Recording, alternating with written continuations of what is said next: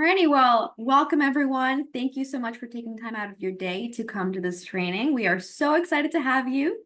This month's training is called Navigating Local Policy to Advance Community Change, brought to you in partnership with the Massachusetts Public Health Association and through the Community Health Training Institute, funded by the Massachusetts Department of Health.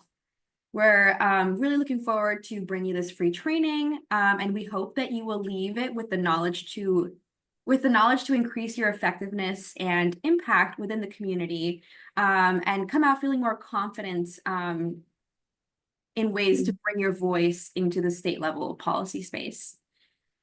So look forward to that. For those who have to leave the training early, please message me so that I can send you our evaluation link. So just Paul Geraldo, PM me, and I'll send it to you. I'll now pass it off to our amazing facilitator, Alexis Walls from MPHA. Hi, everybody. I am really happy to be in this space with you all today. As Paula mentioned, my name is Alexis Walls. I use she, her pronouns, and I work with the Massachusetts Public Health Association. For those who may not be familiar, we are a small statewide nonprofit that does public health policy advocacy. And so we really believe, as I'm sure many of you on the call do, that health is not created in the ER, it's not created in the doctor's office, it's created in the social and structural conditions in which people live, work, and play, which means it's really important for us to be thinking about not just programs at the community and individual level that can improve health, but really think about how we can influence policy so that it promotes healthier communities. And so we as an organization work on a range of issues that touch upon many of the things that you all work on and have expressed interest in, like substance use and housing justice, transportation justice, recognizing that all of these things are really important for healthy and thriving communities. So we are going to be talking about policy advocacy today.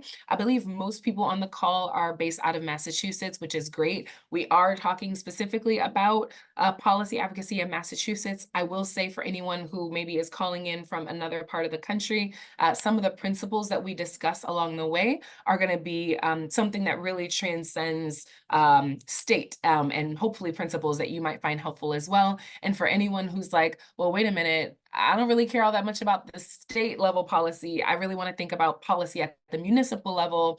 I would just say that even though this isn't about municipal level policy, similarly to folks who might be outside of the state, there are different principles that we might talk about along the way that you might also find helpful for advocating at the local level. And so I will say all that to say, let's get going. And I think we can go to the next slide. If folks can just do me a huge favor and just put your name and perhaps your affiliate, what organization or project program you might be representing here today in the chat, that would be wonderful. And if folks could also, if you rename yourself to just include your name and your pronouns, that would be helpful as well. So just give folks a moment to do that, so we can see who's clicking on today. Oh, beautiful. Okay, we have Leela with the Public Health Institute of Western Mass. Elon, I think I might be saying that correctly, with the Luck Crisis Center. That's in, is that in North Central Mass, Elon? Yeah. Okay, wonderful. It's good to see we got some different regions represented here today. We have some folks from HRIA, somebody from Health Imperatives, Mass Health, MACDC, that's wonderful. We have some folks from DPH. So if people can just continue putting in the chat your name, pronouns, and what affiliate you're here representing today, that would be wonderful. But as we get started, I'll just say as well, you know, we're a fairly small group today, which is really nice because it just allows for a little bit more back and forth throughout the morning and afternoon. We are going to be getting into breakout rooms and hopefully having some really good conversation and learning some things. But I do want to recognize that even though I might be in the role of facilitator here today, there's still a lot that I'm learning and don't know, just like there might be people people in the room here today who do have experience doing policy advocacy. And so I would say that, you know, if I'm sharing something and if it sparks an idea in you and is relevant to an experience that you've had within the legislature, I please welcome you to share that in the chat. And if we're at a point in the workshop where we're having discussion, I welcome you to share that as well, because we all have experiences that one another can learn from. We can go to the next slide. All right, so as our icebreaker, what we're actually gonna do in a bit, but not yet, we're gonna break off into breakout groups. And what we're gonna do in those breakout groups is we're gonna do a little internet sleuthing on our legislators, because we are talking about state level policy. It's helpful to know who would you even be reaching out to if you were to try to influence state level policy. And so we're gonna start with the people who we have elected to represent us in Massachusetts. And so what we'll do when we go in our breakout rooms is you all are going to use the link that's on the screen, and I'll also just put it in the chat. Give me a quick moment so that folks have it. Okay.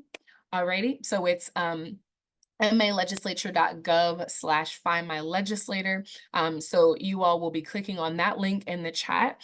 And if you do that and you go to the page, you will find a field or a few fields where you can enter your street address, city, town, and zip code. And so what you're going to do is you're going to identify who your legislators are. And once you do that, you're going to look up a little information about them. And so we can go to the next slide.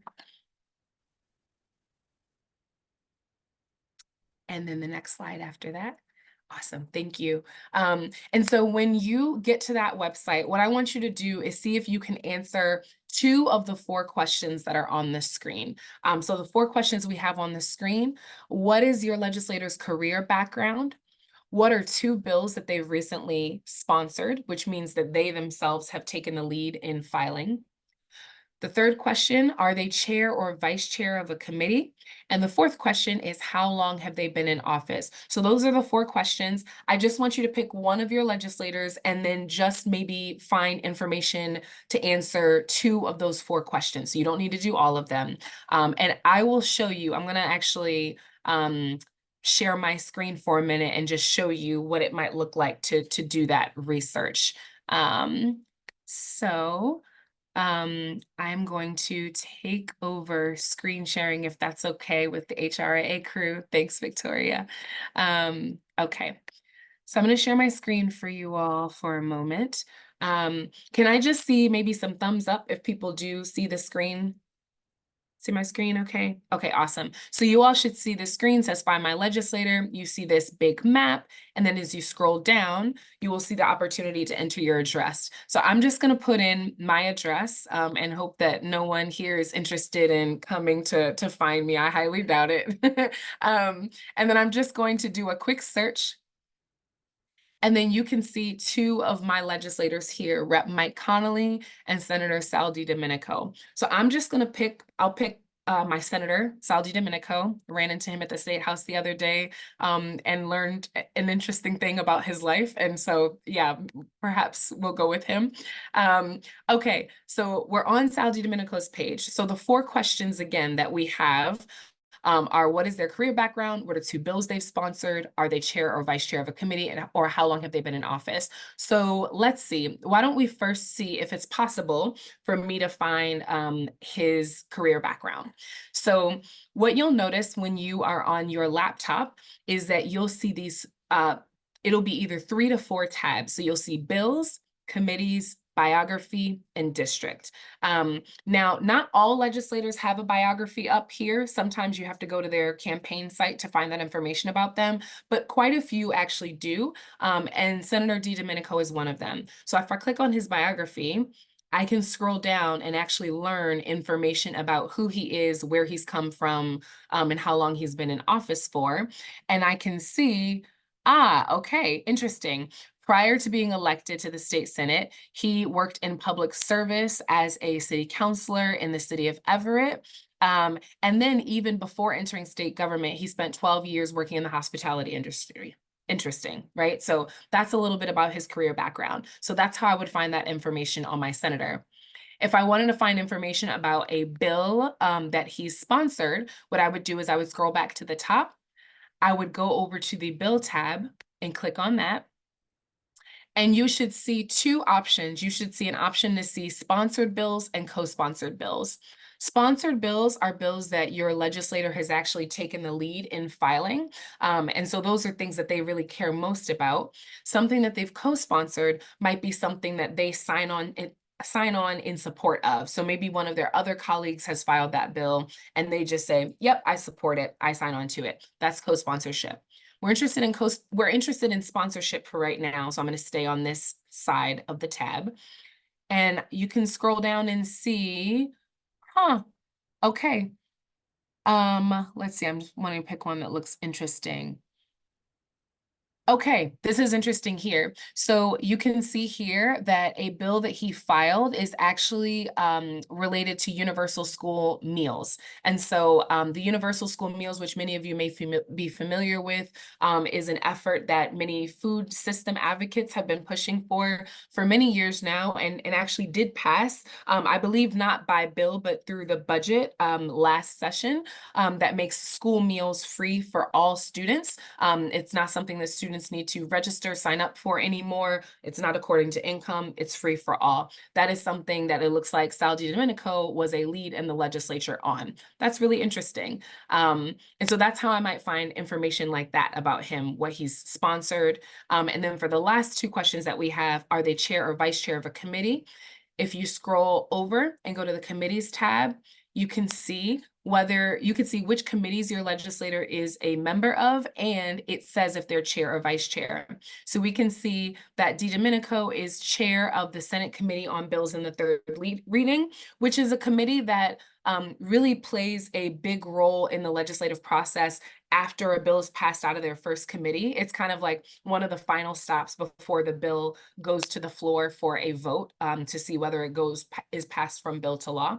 So he's chair of that committee, and he's also vice chair of the Joint Committee on Education. So that's really helpful to know. And then the last question that we have, how long have they been in office? That's something that you can actually find. If you see this little box here that says 193rd current, that means that we are in the 193rd legislative session in Massachusetts. And so if you click on that drop-down menu, that'll show you your legislators' past sessions, and we can see that his first session in office as a senator was 2011, started in 2011. So that's how long he's been in office as a senator, is since 2011. So that is how you would go about finding that information. I just wanted to make sure to walk through that so people could see it. So when you're in your breakout rooms and kind of doing this sleuthing, you're knowing where you should go. I can see there's a question, are the bills listed in reverse chronological order? Are the ones at the top the most recent ones? That's a really interesting question. I don't believe so. Yeah, Leela's correct. They're ordered, Grace, by bill number. So, and really that's just based on when it was filed. So like Senate Bill 75 was probably filed before Senate Bill 76, and so on and so forth. And so it really doesn't have much of a bearing on like how recent a bill was filed or how important a bill is. They're just in order by their bill number. Okay, alrighty. Are there any questions? I'm going to stop sharing my screen. Any questions folks have on how to get the information that we're going to be looking up for our own legislators before we go into breakout rooms? And so you know, the purpose in going into a breakout room, actually, you know what? I'm gonna make a game time decision.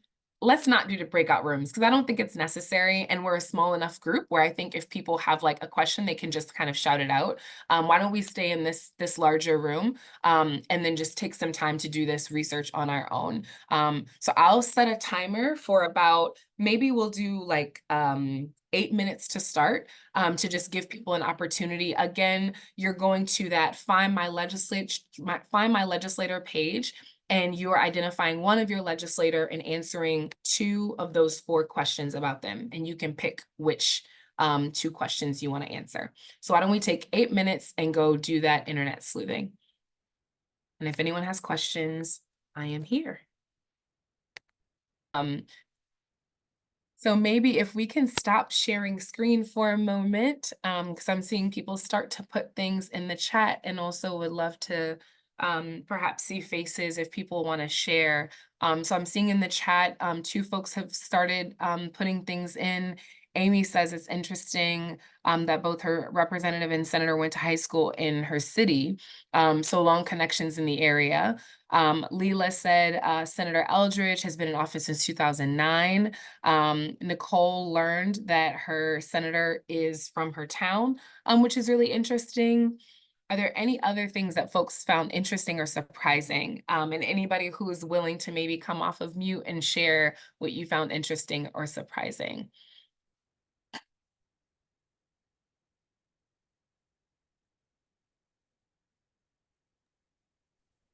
Well, since Jamie Eldridge has been in office for so long, our state rep started in his office actually, working for him, before he actually ran for office himself. It's interesting. Thanks for sharing, Leela. Anybody else want to come off of mute and share?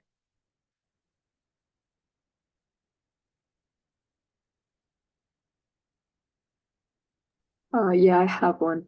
I had Senator Lady Edwards. So I didn't know that before she was a senator, she worked as an interest attorney with Greater Boston Legal Services.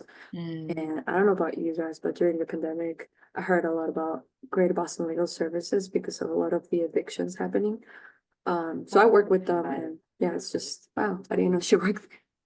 That is interesting. Thanks, Valentina. And Joseph, I had seen that you had also taken yourself off of mute. Do you want to share? Yeah, I can share. So mine was Antonio Cabral in office from 2009 to 2021.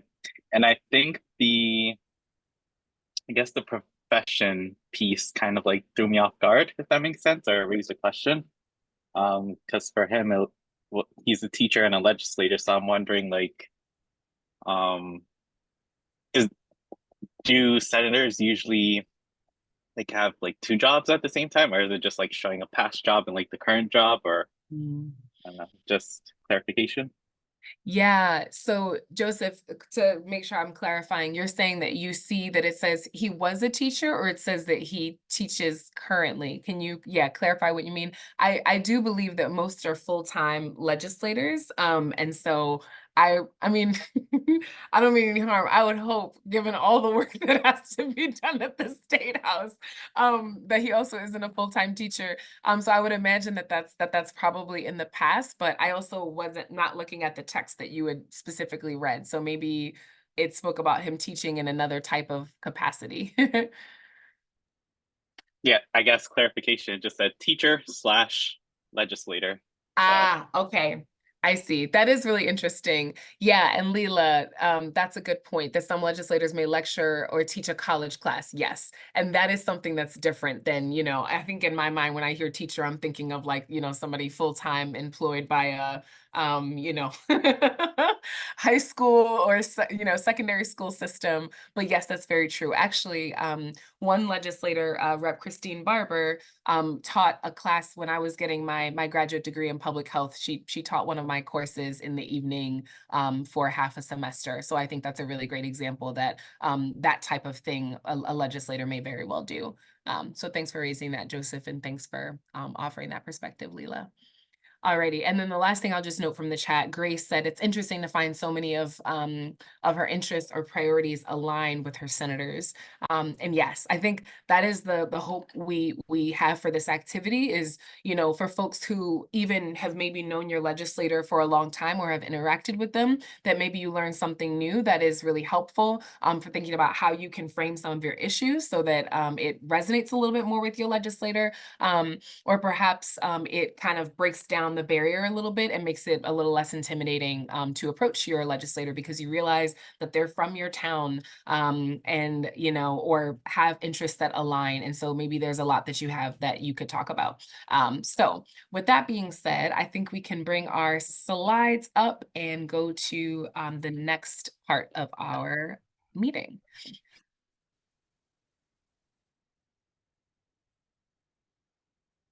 Thanks, Victoria. So just to name a few things that I'm hoping we'll be able to walk away with today. So we're going to do a few different things. First, we're going to talk a bit more about how the legislature is structured, and that's for the purpose of making sure that we are all level set. We might have differing levels of information about how the legislature works, and we just want to make sure that we establish a baseline for everybody. So we're going to do a bit of that. We're going to talk a bit about legislative process and how a bill becomes a law in Massachusetts. And then we're going to talk about how we can effectively engage legislators. And we'll also try to provide some tools around how to find active legislation in the Massachusetts State House.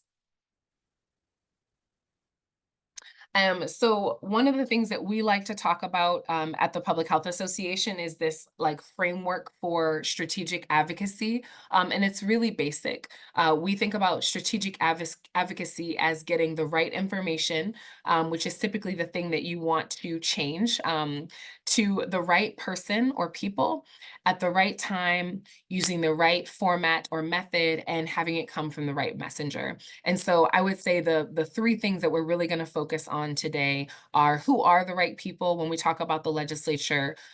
What is the timing that we should be aware of? And what are some of the different techniques that we can use when we're engaging our legislators? So that's what we're really going to hone in on.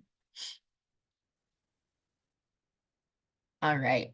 So in thinking about how the legislature is actually structured and who the right people are, we're going to do a bit of a Zoom poll. There might be something that comes before that, but the next slide will let me know.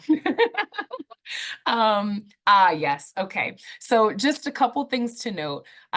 Why is the legislature important? It's important for many reasons. I'm not going to read everything that's on the screen, but most of you here know that the legislature discusses and votes on proposed laws. They approve the state budget, which is the biggest piece of legislation that passes every single year and determines how state revenue is spent. They have oversight over state agencies. They can override a governor's veto, and they also do work at the local level, so they can perform services for their constituents and work with cities and towns within their district. So our legislators have a lot of influence, and we want to make sure that they are using that influence in a way that is beneficial to communities. And so what we're going to do to just sort of help make sure we're all on the same page is, first, I just want to get a sense of who in the room has contacted their legislator in the past, and perhaps what you've contacted them about. And then we're going to actually move into a Zoom poll activity. So can I perhaps get maybe people put in the chat if you have contacted your legislator before, please, share that. And if you can share perhaps what you contacted them about, I think that's even better.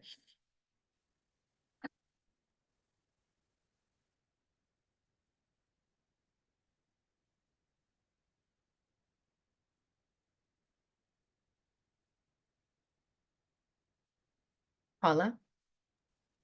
I had the really cool experience of going to lobby day for MPHA on May 2nd, and it was my first time lobbying. It was really, really interesting, honestly. I got to speak to both of my senator and my rep.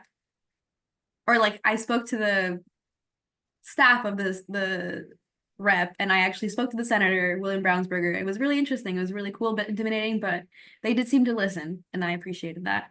Awesome. Thanks for sharing that, Paula. You can see in the chat that Grace, and thanks for coming to Lobby Day, by the way.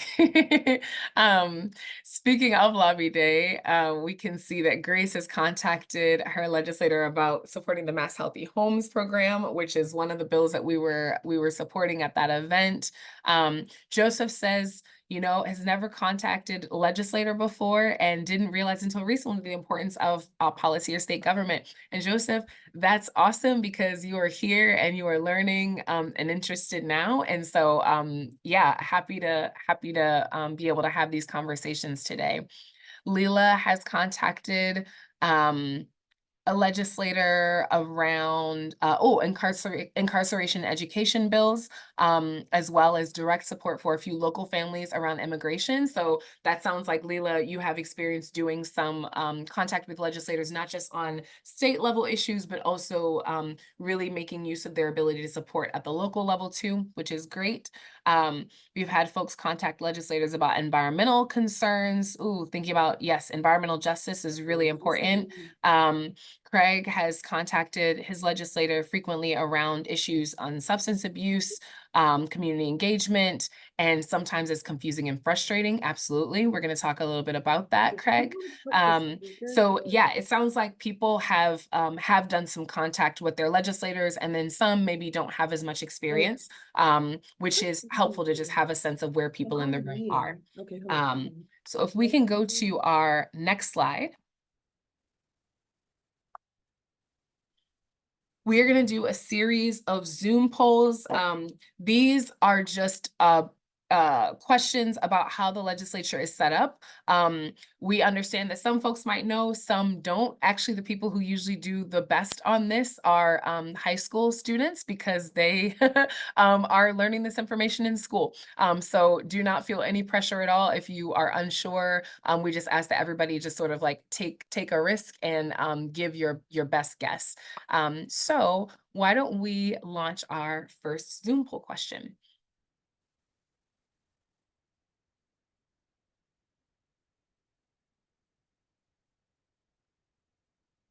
Alrighty, so our first, okay, so all four of them have come up, so we can just answer perhaps all four, and then we'll end the poll and kind of go over what the answers are. So the first question is, how many state reps do we have in Massachusetts? And when we say state reps, we mean state House representatives. So how many do we have in Massachusetts? The second question is, how many state senators do we have in Massachusetts? The third question is, how long is a legislator's term? And then the fourth question is, how long do legislators serve in their role during the legislative session?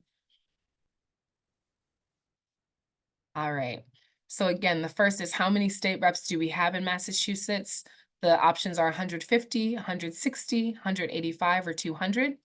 How many state senators do we have in Massachusetts? Responses there are either 40, 55, 80, or 100. How long is a legislator's term? We can say either 2 years, 3 years, 4 years, or there's no term limit. And how long do legislators serve in their role during the legislative session? We have year-round and 2-year sessions, 6 months out of the year in 2-year sessions, 9 months out of the year in 3-year sessions, or 9 months out of the year in 2-year sessions. Let's see what folks have to say here.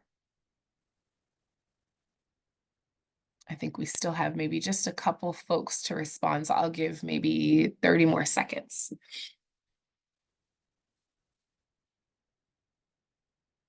Okay.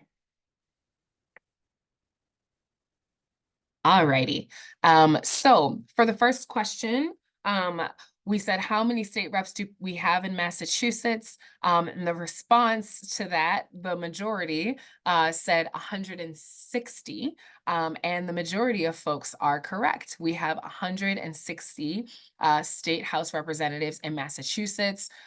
These numbers might be a little off, but that was not too long ago about 1 per 40,000 constituents that we have in Massachusetts. And so if you answered that way, you are correct. And give yourself a pat on the back. Number 2, how many state senators do we have in Massachusetts? The majority of folks answered 40. And that is correct. We have 40 state senators in Massachusetts, which means that all together we have 200 state legislators in Massachusetts. And so if you answered 40, you are correct there. That's about 1 per 160 constituents. So as you can see, the House is much bigger than the Senate, which means that senators represent larger districts and more people than House representatives do. How long is a legislator's term? Most people responded and said 2 years. That is absolutely correct. A legislator's term is 2 years. Some people might ask, well, wait a minute, when I was going and looking at my legislators' page to see how long they've been in office. Some of them have been in office since 2009. How is that possible? Well, that's because we know that legislators' terms are 2 years, but they can run for as many terms as they would like. And so we have some legislators who have been in office for a really, really, really, really, really long time. This is a really interesting year because it is an election year. And so all of our state house legislators are going to be running for re-election and or resigning. And we have a decent number of legislators who have been in office for a long time who are resigning, which opens up a great opportunity to get some new voices in the state house. And so 2 years is the correct answer to that question. And then the last question, how often do legislators meet?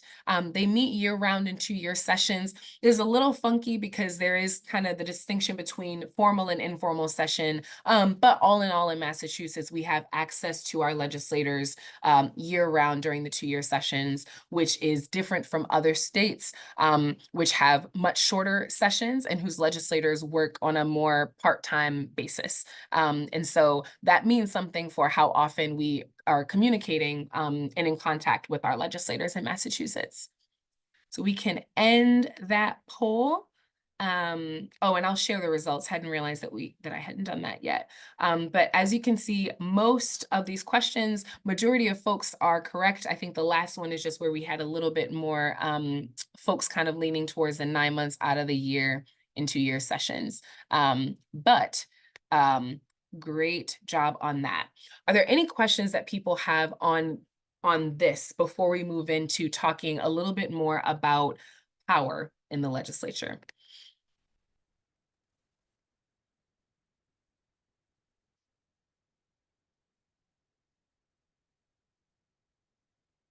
Okay.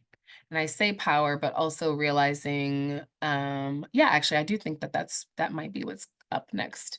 I've told HRA staff previously that it'd be helpful for them to share slides. I'm used to doing it, and so I'm used to seeing and remembering what I have up next. But this time it feels a little bit more like, oh, who knows? Who knows what's going to come up next? I think we can move on to the next slide, Victoria. Awesome. Yes, we are on power. Okay. So let's talk a little bit about power within the legislature. So we know a little bit more about how it's structured. We know we have these 200 people that are elected to office every couple of years. We know that some have been in office much longer than others. And we know that they do things like pass laws and decide how our state revenue is spent. But who really holds the power? Do all 200 of them hold the exact same amount of power? And I think this is something that Craig's question started to get to a little bit earlier. And so let's talk a little bit about power. You all see this image that we have to the right of the screen. People might recognize this as an image from the movie Mean Girls. And the reason we have this up is because of an analogy that a former colleague of mine used to say, which I have taken and really, really appreciate, which is that the legislature operates a little bit like things do in your sort of stereotypical high school movie. Just as in a school setting, every student, every person in the student body matters. Every person in the legislature has a vote. But just like in those stereotypical movies like Mean Girls, there is a smaller group of students who sort of hold power and decide what is on trend, what is socially acceptable and what is not. In the legislature, we have a smaller group of people who hold positions of leadership, whether it's formal or informal, and they are the ones who are determining what actually makes it to the floor for a vote. And so when we think about power in the legislature, the first thing that we can do and think about is power as it's formally held. And this is fairly easy for us as members of the community to understand and know because it's all available on the masslegislature.gov website that you all were perusing earlier today. So just a couple of things that I want to note within the House, the top dog in the House, the name of that position, which many of you might be familiar with, is Speaker of the House. And then there are a slew of other sort of top leadership positions that are in the House that you can find if you go to the website. But the one to be most aware of is Speaker of the House. That is the person who is setting the agenda. It's the person who is assigning committee roles and assigning leadership positions within the House. And so they hold a lot of power. Right now, the Speaker of the House is Ron Mariano, who is in the Quincy area. And so that is an important position of power to note for the House in Massachusetts. For the Senate, it's very similar, except it is a much smaller body. And the top dog in the Senate, who is sort of the mirror of the House leadership, top leadership position, is the Senate president, who is currently Karen Spilka, whose district, I think some of the towns I'm never great at like sort of listing off, but is in sort of the Metro West area. And so I'm actually just gonna pull her up now because I think a couple of you might be in towns or cities that overlap with her district. Yes, okay, city of Framingham and the towns of Ashland, Holliston, Hopkinton, and Natick. And the town of Medway. And so she is sort of like the top person within the Senate. And so those are two really important positions to be aware of because they are driving the agendas and negotiations for the House and the Senate. Now, another sort of array of positions of power that I want you to be aware of are committee chair positions. So within the legislature, and we can actually go to the next slide, Victoria. Within the legislature, we have a number of committees that sort of deal with different pieces of policy related to specific subject matter. And all of these committees hold, I would say, differing levels of power. So the one that you can see at the top is the Ways and Means Committee. That is the committee that is responsible for making decisions about our state revenue. And so some of you may know right now that we are in the middle of the state budget process. So the House went through and they passed their version of the budget in April. And now the Senate is doing the same thing. They're actively in debate right now. And those negotiations will be closed before the Memorial Day holiday next week. And then the House and the Senate are going to come together in June and resolve any differences between their two budgets. But the committees that are driving this are the House and Senate Ways and Means Committee. And so this is probably one of the most important, if not the most important committee within the legislature because they're dealing with all things money. A lot of bills as well, once they are passed out of their original committee, often land in House or Senate Ways and Means. And so these folks hold a lot of power.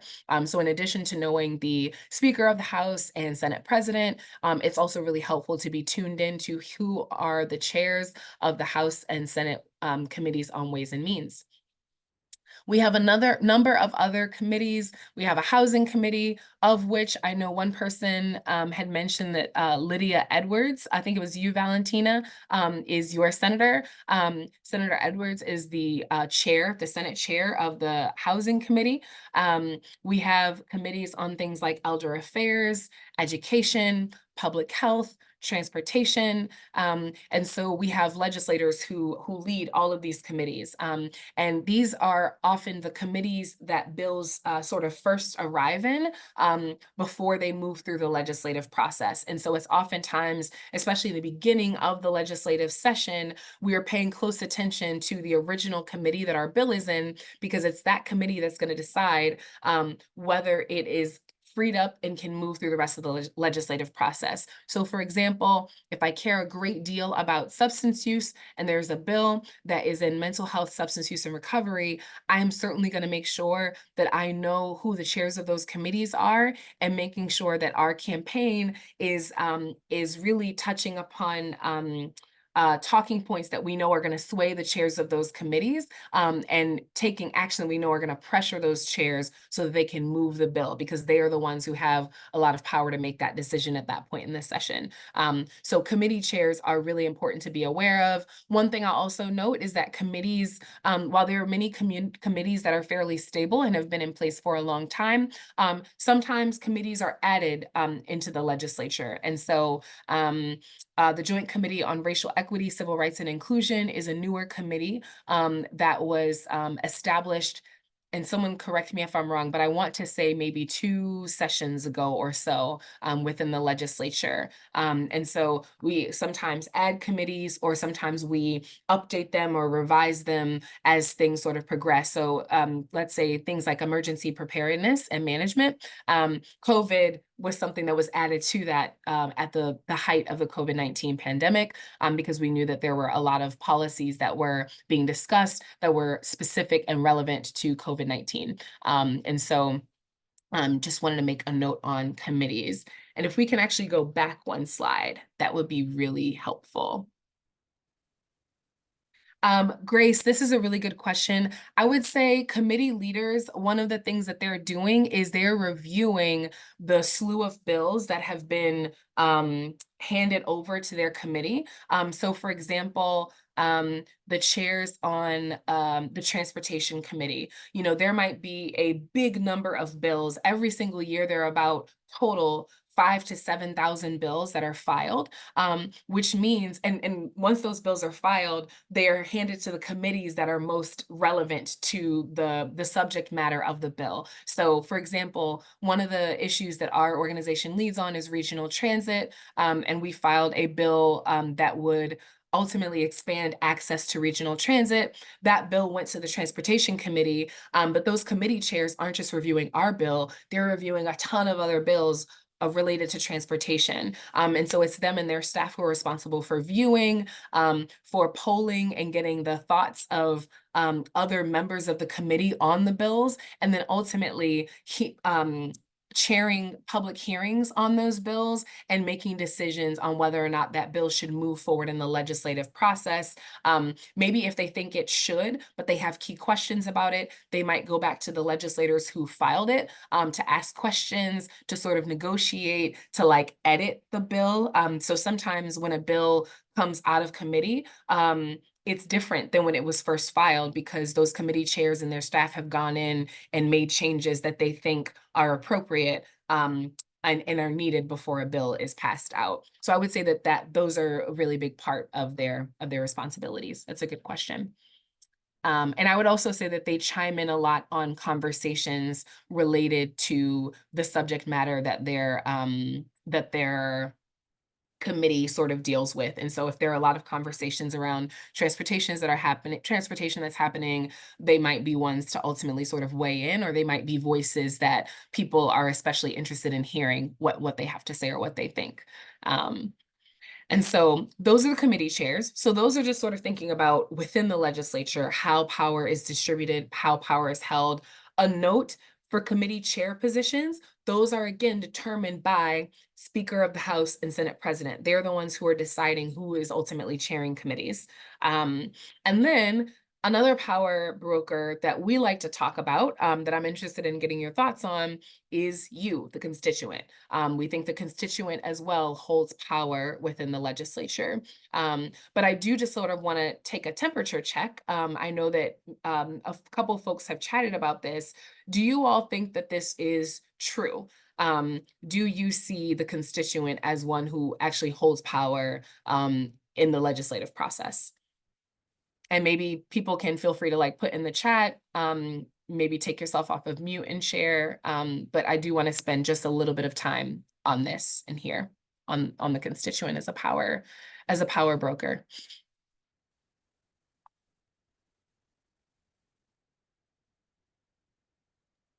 I would say, oh, Go for it. okay, I would say if we were wielding our power the way that we could be, then maybe, but I don't know that everyone has the capacity or the knowledge to be as engaged. And so I would say right now, I don't think we're holding the power. All right. Thanks for sharing that, Nicole. Craig. No, I agree 100% with Nicole. Yeah, I think that um there's a lot that we don't know. And I think that the processes and even the like just the bills themselves is written in such a language that's like so vague and so confusing. It's like the intention is for us to not understand and to keep us powerless. So um yeah, I think there's an illusion that we have power, but we're definitely not using that power. Yeah. Yeah. No, thanks for sharing that, Craig. And then I'm just seeing in the chat too, Leela says, to me, depends on the responsiveness of legislators or whether constituents as a voting bloc will vote them out if ineffective and you need someone else to run. Yes, I would say that all of these are such important points, right? The constituent, what I'm hearing from folks has the constituent or the person who is not in office, right, who's in the community has capacity or like there's potential for the constituent to hold power, but is that always utilized effectively? Are people always organizing together? And is the information and the way that the system even works accessible and relatable and understandable to folks, right? Can they even wade through that in order to affect change? And I would say that I agree with everything that's been shared so far. We put the you here because oh yes, and then Grace says she also feels skeptical because of the influence of money on legislators' priority as and election outcomes. That is 100% a factor as well. And so, yeah, we put you here because, again, there is a lot of capacity and potential for the you to have power. Folks have already mentioned the you have potential to vote people out of office just as they're voted in, but folks have to be paying attention to what's actually happening or not happening. We had we did a workshop with some residents in Dorchester and Hyde Park with a partner not too long ago. And we sort of culminated with like a day in the state house and talking to legislators. And it was really interesting because there were a couple of folks who had spoken to a legislator, and they weren't too satisfied with the responses that the legislator gave to some of the questions or some of the things that they were pressuring them on. And walking out of that meeting, it's sort of like, well, they now have this like perception of this office that they never really interacted with before. And the good thing is now that they have had that interaction and that they know a little bit more about who that legislator is and what they're not doing or perhaps not responding to, they maybe have a little bit more information so that when it's time to vote, they know like, oh, wait a minute, this actually isn't somebody that I want representing me, right? But unless people are accessing that information and are able to, have clarity on what it is that they want, and then also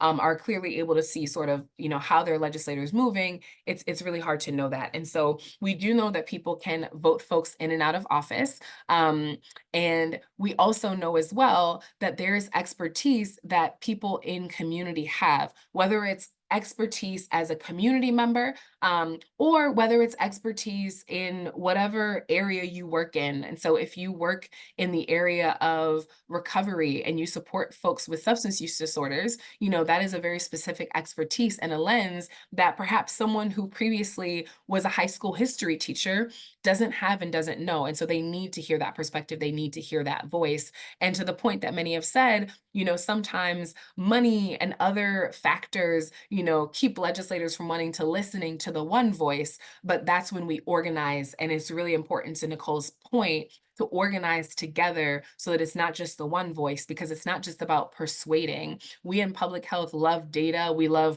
persuasive words, and those things are great, but it's not about persuasion, it's about pressure, right? How do we bring many people together around our priorities so that we can be pressuring legislators to give us what we want, because we know that sometimes that is the only way that we can make the change that we want to see. And so I would say that the U is a power broker, and agree with folks' point that the U is the power broker so much as we are informed, we are educated, and we are moving and organizing together.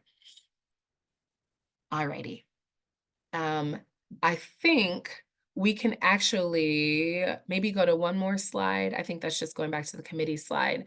I think this is actually a really good time for us to take a break. And so why don't we pause here and then give about 10 minutes for a break. And I would say before we go into that break, I would love to take questions that people have about what we've discussed so far. What we're going to talk about next is more about process and where we can sort of have the most impact in influencing the legislative process. And then we're going to talk a little bit more about different techniques and ways to engage with state policymakers. So we'll talk a little bit more about that when we come back. But just want to pause because I think we're actually doing well on time and see if there are any questions that people have before we take a 10-minute break.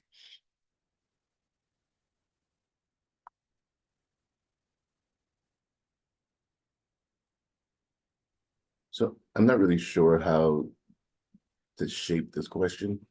But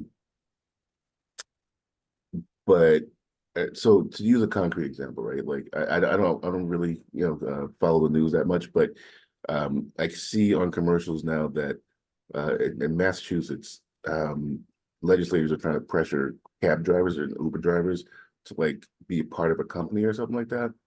You guys familiar with this that's happening now?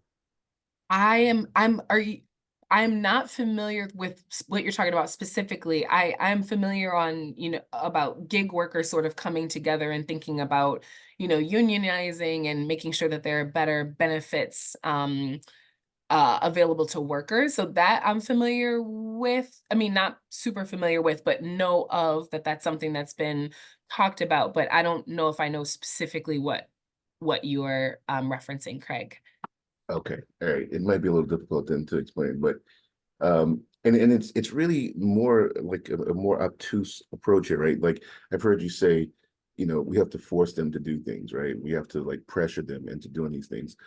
But it's been my practice that I can't change people's minds. I can change their perspective, and hopefully change their heart and change their mind and whatnot. But it seems to be like there's always this black and white. Like it's got to be all this or nothing. And in the case of what I'm talking about, and they're trying to force Uber drivers and Lyft drivers to be part of a company, it's like, why can't we have both? You know what I mean? Like, why can't the people who want to work independent, and those who want to be a part of a bigger company, be a part of a bigger company? And it's your job as legislator to pave the path to both of those outcomes, as opposed to being either or. Does that make sense? I think so. Can I repeat back maybe what I think maybe your question, and you tell me if I'm completely off base? Sure. So I think what I hear you saying is that there are a lot of really complex sort of challenges that we face. And in navigating those challenges, like when solutions are proposed, it sometimes feels like an all or nothing, like, either one group completely wins and the other loses, or vice versa. And it feels as though legislators also kind of like fall into what feels like maybe like this false like choice that has to be made. But what you're saying is, why aren't state policymakers able to like pass policy that maybe is like more nuanced and that takes into account different perspective, like needs of different sorts of for lack of a better word, like audiences, or I don't know. Is that what you're is that what you're getting at, Craig? Yeah, and it was heartbreaking to me when I heard a judge say this judge was presenting for part of a study that I was working on, and the judge said that by the time, and this is kind of related, but essentially the judge was like, by the time things get to me and the legislative process, there's got to be a winner and there's got to be a loser, and that just, I'm like, dude, this is 2024. You know what I mean? We don't write with a feather anymore. We can develop things that are a lot more nuanced, and everybody can win. But we don't have that mindset in the legislative process, which is kind of like the real question. And how do we shift that mindset so that You know, and I mean, another example is what happened in Arizona recently, right? Where the legislature was just like, yep, we're gonna roll these laws back. And we know, like the data shows that most people in Arizona are pro-choice. So how did they just grab that power and do something that was against the will of the people, and get away with it? Yeah, the latter I think is really I think that's a tougher question to answer. And I don't think there's any one answer to any of these questions that you're raising. What I would say to all of these is that I mean, again, this is why it's so important for people to be in spaces to learn more about policy so that we are aware and so that we are like equipped to take action. But to your question around kind of like why can't we be more nuanced and why do there just have to be winners and losers? I think I think a couple of things, and this I'm going to try to be as articulate and concise as possible. I think sometimes this happens and it's honestly urged on a little bit by advocates. And the reason I say that is because I think in crafting a campaign, when we want people to take action in a certain way, sometimes things are framed like the way that we're like framing something feels as though like either they're going to be like total winners or total losers, and that isn't always the case. I think sometimes the way that something's messaged, I'm trying to think of how to respond to that. I think sometimes it's a matter of like how things are messaged in a campaign. And I think sometimes like in that people aren't talking to each other. And so like if I am promoting a bill, and like that bill, like I'm gonna give an example and think about like rent control, right? Mhm.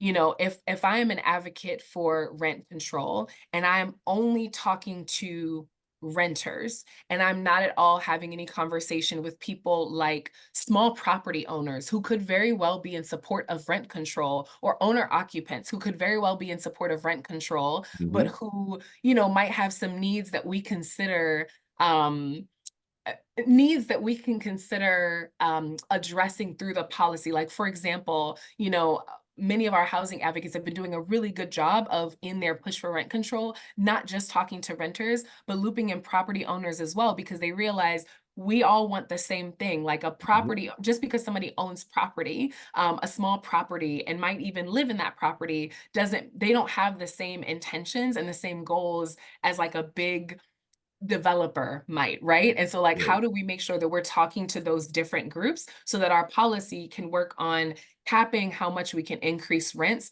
and also making sure that there are protections in there for small property owners as well, because we want them to win in this too, right? Like we can make this policy a little bit more nuanced, but Right. that's a matter of like the people who are crafting the bill or the policy, whether it be a legislator or advocates, because oftentimes advocacy groups and community groups are the ones who are the masterminds behind a bill, which is great, you know, which is great, and bringing it to legislators. But it's up to us to be talking to people so that when we're crafting a policy, we are actually considering those different perspectives so that it can be as nuanced as possible, if that makes sense. So I think part of it like comes down to like what our policy making process looks like and who it is that we're talking to, and not making decisions in silos or cutting off groups that like could be allies actually, and that could help us make a stronger policy. And I think some of it too comes to messaging. Like when we're messaging something, sometimes the easier message is just like, this is the good way, these are the good guys, these are the bad guys. And like, you know what I mean? And these are the winners, these are the losers, and that's just it. And sometimes there's more nuance to that. But in the messaging,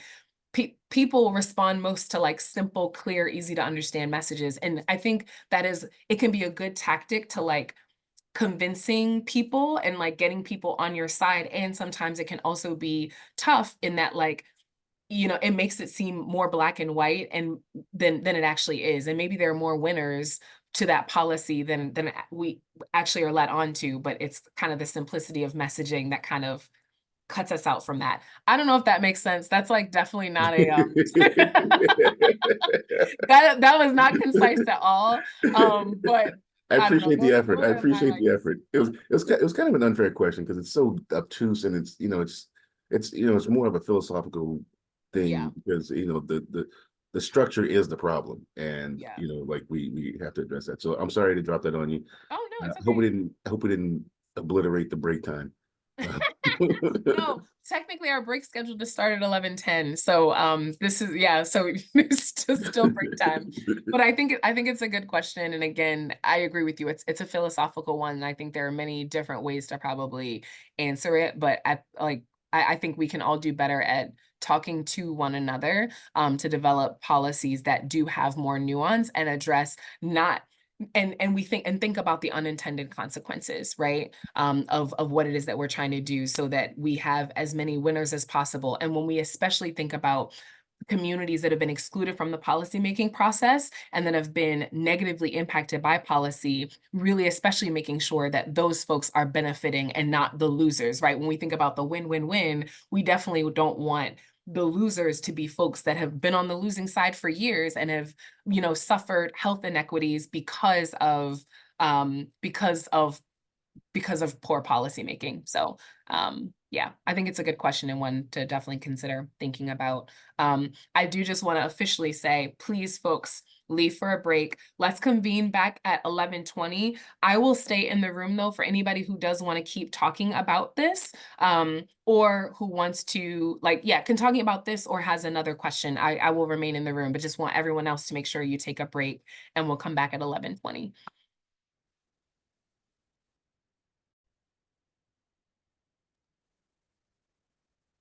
All right, so we've talked about who our legislators are.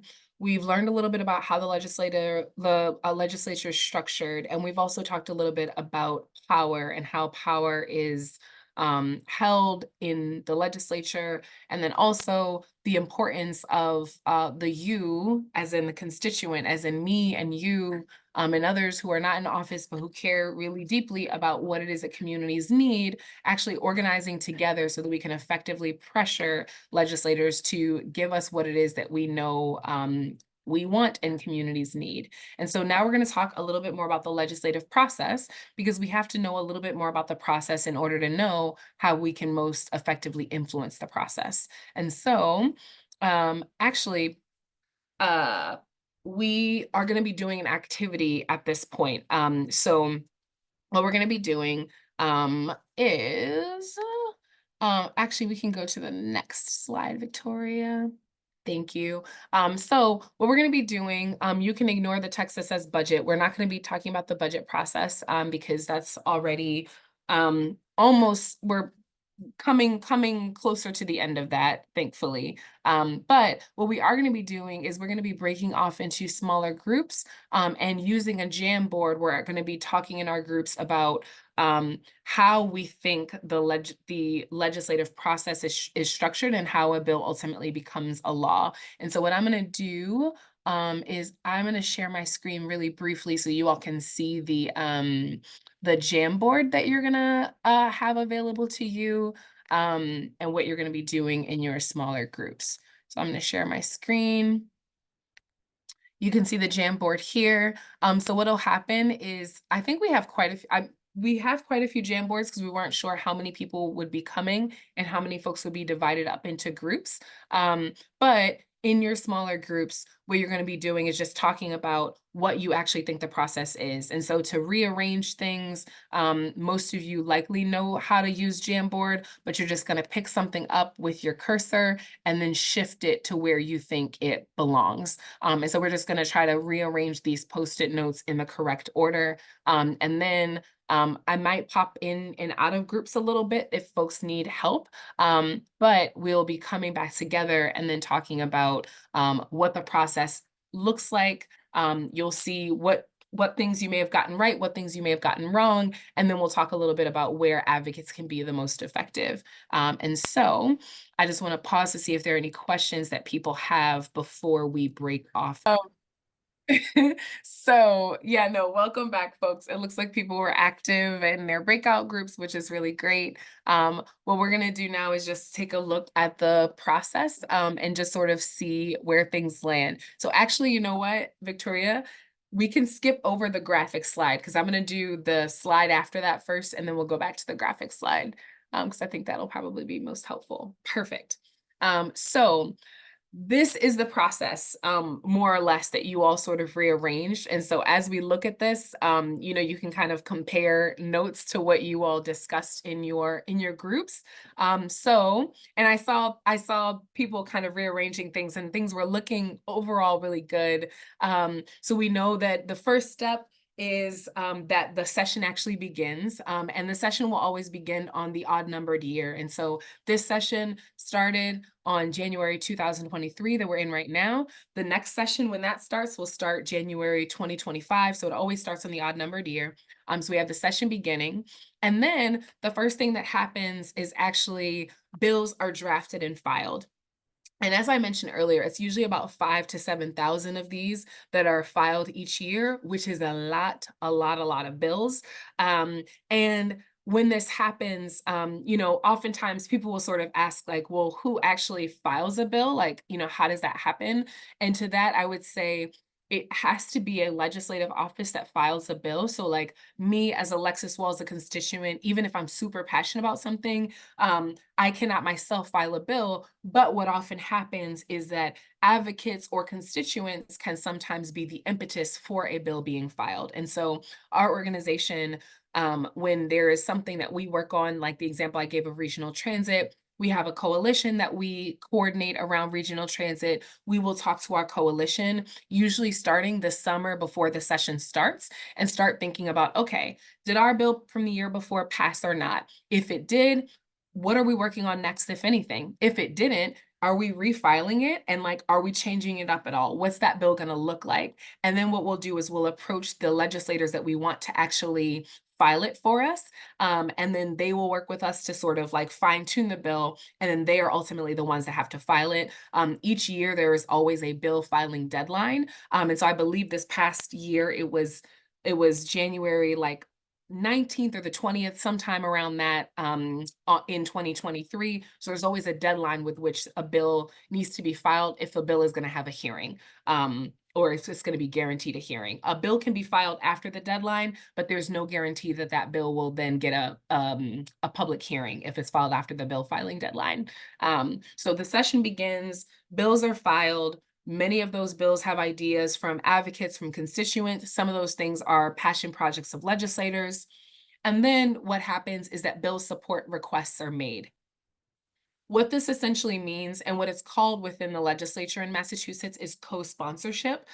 It means that when bills are filed, advocates or legislators will send out requests to other legislators to say, hey, as a heads up, this bill around regional transit was filed. We think it's really important. Will you sign on to support it, or will you co-sponsor it?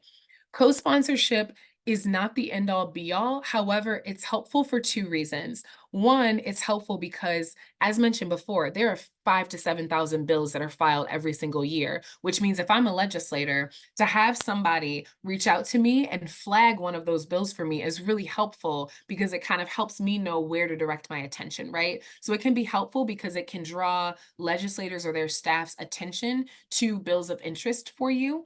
Co-sponsorship can also be helpful because if your bill has more co-sponsorship, in theory, it has more support within the legislature. And that's a really helpful tool to be able to say to legislators like, hey, you know, half of the legislature in both the House and the Senate has signed on to support this bill, right? That can be really helpful in advocacy. And so we have our first star on the board because this period of time, the period of time in which bills are being drafted and filed and co-sponsorship requests are out, is a huge time in which advocates can have an influence over the legislative process, because you can help shape what's actually being filed as a bill, and you can help shape how many legislators are being made aware of the bill that you support, and are signing on in support of it. So that's sort of the first kind of chunk of things. And those things are all kicking off in January at the start of the session. And then what we have after that is from February to March, a couple of procedural things happen. And honestly, the ordering of this doesn't matter a ton, I think, from the perspective of the advocate. But just know that during that time, two things happen. Representatives and senators are assigned to committees. Can anyone remind me, whether in the chat or out loud, who is it that assigns representatives and senators to committees? We talked about this earlier.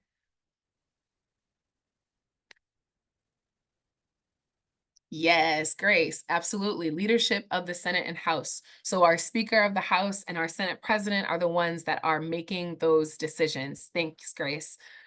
So that's one thing that's happening within that window. Another thing that's happening is that bills are being sent to the committee that will review them first. So going back to the example I gave on the bill that would expand access to regional transit, we learn who actually is assigned to that committee, and who's also chair and vice chair. And then we also learn what committee. Oh, great, it went to the Joint Committee on Transportation. So we know what committee it then went to. So that happens in the February to March window. And then there's kind of this like long and draggy period of time, honestly, from like March to, I'll say, it says December on here, I'll say July the next year, where a few different things happen and there can be kind of big chunks in time before they happen. So after a bill is sent to committee, the next big milestone that comes up is actually the date for the public testimony or the public hearing for the bill. And so, as I mentioned before, any bill that is filed by the filing deadline is entitled to a public hearing, which means that the committee that is responsible for hearing the bill or making a first decision about the bill has to sit down in a room over in person or over Zoom, and they have to listen to members of the public who sign up to testify and hear members of the public say why they support or don't support a given bill. And I'll just say, the way that this works is not that like one bill has one hearing. I mean, that would be wonderful, wouldn't it? It would be really great that like the bill that I really care about, that those legislators are gathered to just hear about that bill. That's not the case. They typically will cram a decent number of bills in a given hearing. And sometimes some bills get a testimony and others don't. I'll say when we had our testimony for the regional transit bill that I mentioned, people came and testified on other bills, but people didn't testify on that many other bills, to be quite honest with you. And so a lot of the testimony that was shared proportionally was on regional transit that day, because there were a decent number of other bills that really just didn't get as much attention from the public. And so this is a time in the calendar for the public to really be able to speak face to face with members of the committee and tell them why they want them to support a bill or why they want them to not support a bill. And so there's a star here because that's a big opportunity for the public to try to influence the legislative process. So that happens. When this happens, though, there is no rhyme or reason, or let me not say that. There is a rhyme or reason, but it's hard to predict. And so we have a deadline within the legislature, which we call Joint Rule 10, which is the deadline by which a committee has to make a decision on what to do about the bills that they have in their committee. So that deadline this year was February 7th, I believe, which means that the hearings have to take place before February 7th. So that's kind of the deadline. But if you think about that, March of 1 year, March of 2023, let's say, to February 2024 is a long period of time. And so if your bill doesn't come up for a hearing until January 2024, that's a long period of time where it feels as though there's nothing happening. What I will say, and we don't have this in the chart because it's technically not part of the official legislative process, but one of the things that one of my colleagues loves to say is that we have to sort of fill our, what is it that she says? That we have to build our own momentum and that we have to kind of fill our own sails with wind during that time. So that can be a really critical time for campaigns to be doing things that get their issue in the public eye, whether it's getting editorials or op-eds put in like papers that they know that legislators pay attention to, whether it's holding rallies, whether it's doing other things that are sort of going to get legislators' attention on their bill. One of the things that we actually did last year was that we partnered with Mass Inc. Polling Group and had them do like a public poll on regional transit to get the public's opinion on how we spend our transportation dollars and how they utilize regional transit. And we were able to get the results from that poll in, I think it was like in the springtime of last year, and we're able to create a fact sheet and host a briefing for legislators as a way of kind of getting regional transit on their radar. So even though we didn't have a hearing date yet, we still wanted them to be paying attention to the issue. So I will say that that in between time is often time that advocates can sort of do things to make sure that their issue is staying in the public eye. Because if you don't, and you wait all the way till you have a hearing, you know, your hearing might not come until right before Joint Rule 10 deadline. And you don't want the legislators to just be thinking about your issue right at that point. So anyway, all that to say, there are these public hearings that take place. And so that's a really big point in the session. And that can take place really anytime before the Joint Rule 10 deadline, which is usually in February of the even numbered year of the legislative session. After that public testimony during Joint Rule 10, legislators decide to move some bills forward. So some bills they say, yep, we report on this favorably and we think that it should move forward in the legislative process. For other bills, they may decide we are going to send this to study. And it's a really nice way of the legislature saying they don't want to do anything about it and they're essentially killing the bill. And then another thing that they might decide is that they are going to file an extension. So they're going to say, hey, we might report on this later. We might report favorably on it, but we need more time to decide. And so we're going to say our deadline for this is no longer February 7th, but we're going to make it May 23rd. This happened to a number of bills this session. Some of those bills ended up being reported out favorably ultimately. Others, the deadline continued to be extended. And that still can be the legislature's way of killing a bill. But during that time, after the public hearing, they essentially decide to move some bills forward. And then once that happens, there are a series of other committees that the bill will go through. And really at that point, it's kind of a little bit more black box and behind the scenes where leadership plays a really big role in for bills that they like moving forward. And then ultimately, a small number of bills will actually make it to the floor and the full legislature will vote on those. I will say, even if the bill makes it to the floor and it's voted on in favor by the legislature, keep in mind that we have a system of checks and balances. There's still the governor that has to sign on to it. And sometimes the governor will sign on in support. Other times the governor will veto or want to make some changes. And that that can influence the process as well. There was a big public health bill that we have been supporting and that we've been leading on as an organization that got full support from the House and the Senate last session. Both the House and the Senate voted in favor of it unanimously. They passed it, went to Governor Baker. He vetoed it. And then because of the timing of the legislative session, legislators didn't have time to go back and actually override the veto. And so the bill did not ultimately get signed into law, which meant that we had to file it again this legislative session. And so even that is not the end of the process after a bill makes it to the floor. But this is sort of the broad sketch of how a bill moves through the legislative process. And again, the two areas that we especially have starred here are when bills are drafted and filed, when co-sponsorships requests are being made, and then also the public testimony point. And so these are all big ways that like advocates can get plugged into the process. And so I am gonna actually, if we can go to the slide before Victoria, because I just want to show the sketch for this. So you can see here, this is something that Project Bread put together, which we really like, that just kind of gives like a nice high level overview of the process. You can see what we sort of discussed from the bill being filed to it being out for co-sponsorship, and then committee hearings happening, bill reporting, and then the different committees it might go to before floor debates, and then until the governor signs on to a bill or vetoes. So that is the process in Massachusetts. I just want to pause there to see if there are any questions that people have before we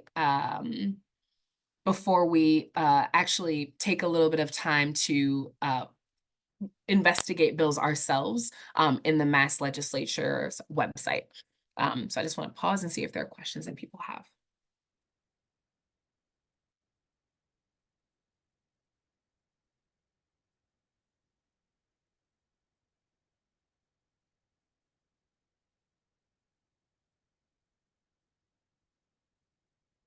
Okay.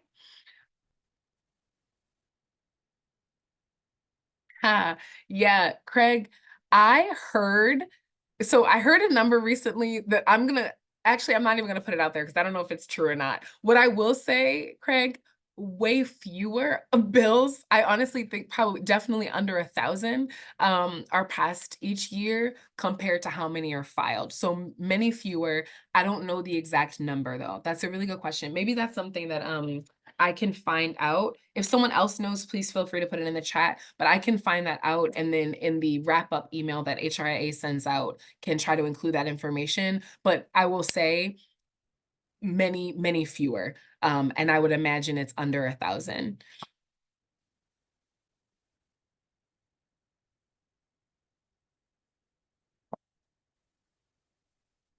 Like I said, roughly 20%. I'm like really awful with math, but yeah, if 20%, what is 20% of 7,000? Again, I guess it depends on whether you go with the 5 or 7,000 number in the given year, but I would probably say less than that, Craig, honestly. But I will try to find that figure. What I will say is many fewer pass every year than we would hope. That's for sure. And thank you, Leela, for putting that article in. All right. And Gail, yes, slides will be shared. Okay.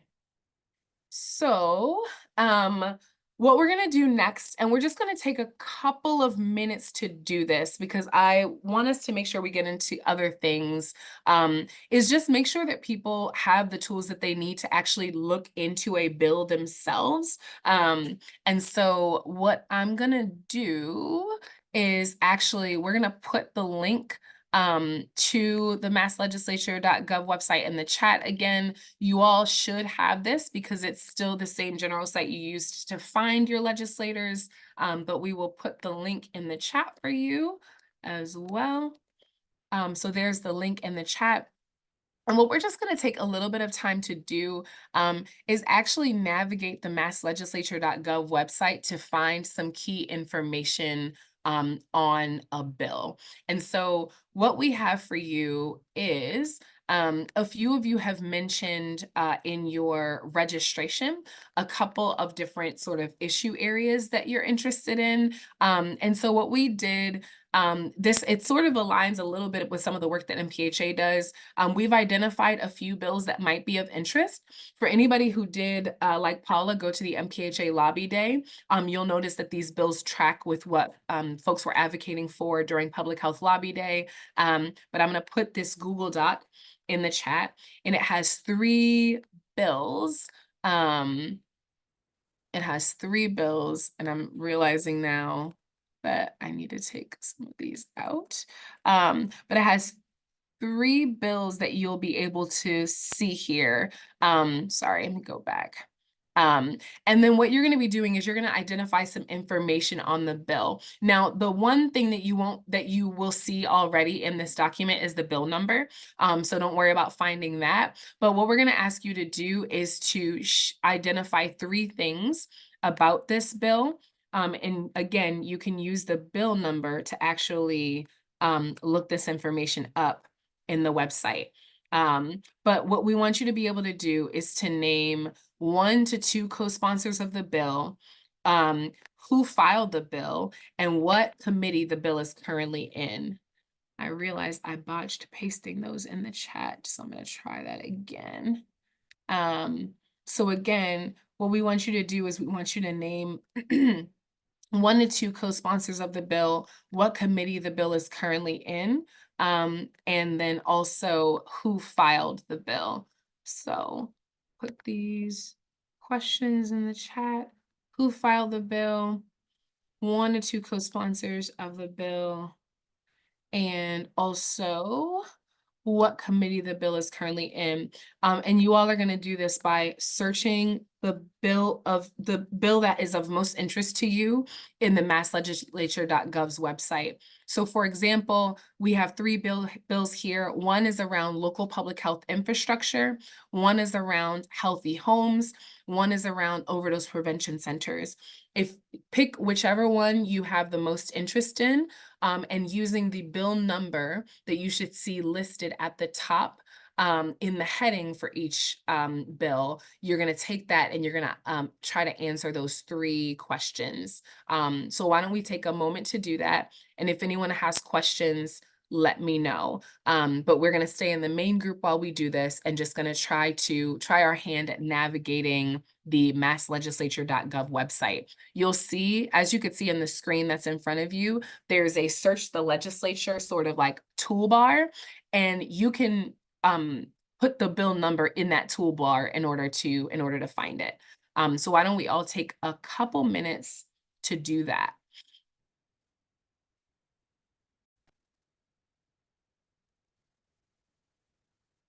And you can share either in the chat or you can take yourself off of mute and share.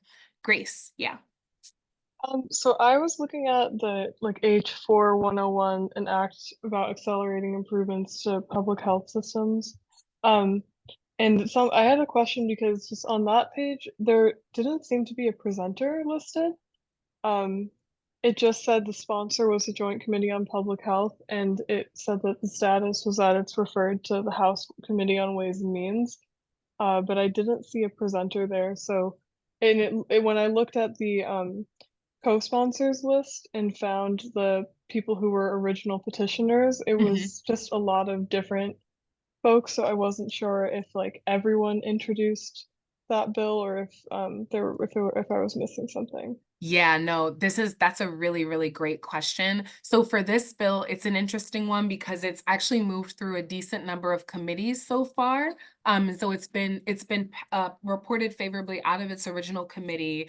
And then for that bill in particular, it needed to go to the Joint Committee on Healthcare Finances and pass out of that committee. And so it's sort of at a stage in the process where it's further down the line, which means and each time a bill goes through like a major sort of like new point in the session, it oftentimes gets a new bill number, which means that some of that information you may not be able to find under the newest bill number. But Grace, for that one, if you actually, you might see on the page for the bill where it says bill history, if you go to that, and actually I can share my screen with this so that folks can see it.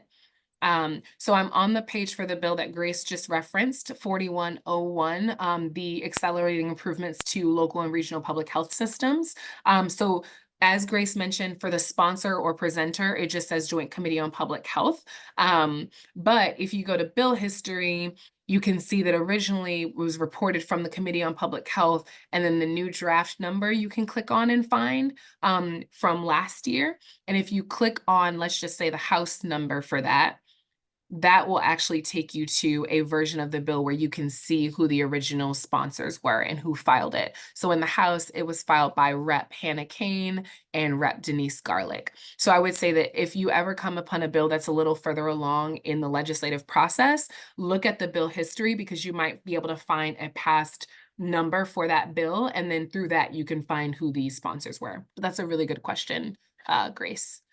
Okay, yeah, thank you.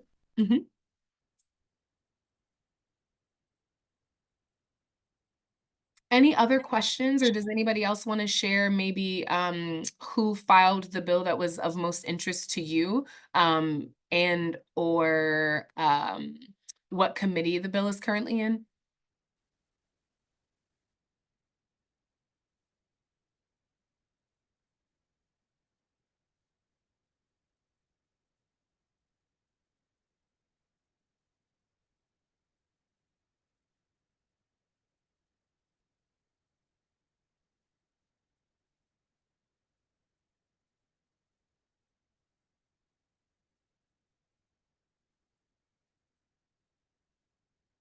Okay, I'm assuming that means that people had an easy time with this and perhaps knew the information before before coming into this. But I do want to move us on to our next slide, and actually we can bypass this one on the budget. All right, so the place that we're going to really land today is thinking more about legislative engagement. And so again, legislative engagement is remembering we know about how the legislature is set up. We understand what the timing looks like and when it's most strategic to plug in. Now, what do I do, right? Like, how do I actually have an effective conversation with a state policymaker or really any decision maker? And then even what are some tactics that I can use? What are some different ways that I can communicate with them? So we're going to look at that with legislative engagement. So we can go to the next slide. Question for you all, and if people could put this in the chat, that would be great. Based on what we've shared so far, when do you think advocates should be engaging legislators? When do we think they should be engaging legislators?